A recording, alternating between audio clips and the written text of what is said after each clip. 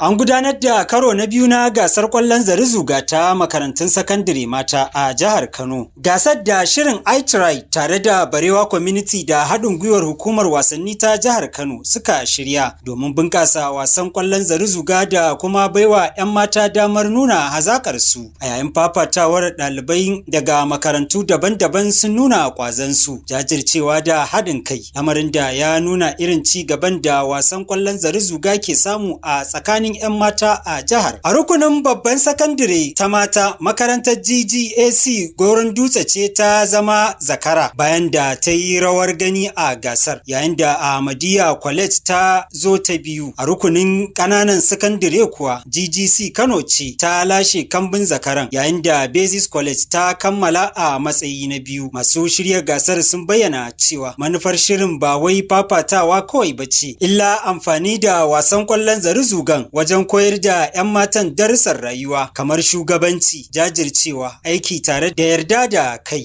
Ana sa ran wannan gasar za ta ci gaba da gano sabbin hazikai 'yan wasa na ƙwallon zari-zuga mata da za su wakilci jihar Kano a manyan gasa na ƙasa da ma duniya baki ɗaya. Gaddafi Isiyaku Muhammad. Ku ci gaba da bibiyar MGR Broadcast domin samun zunzurutun tsagwaron labarai da rahotanni masu zafi da ɗumi-ɗuminsu.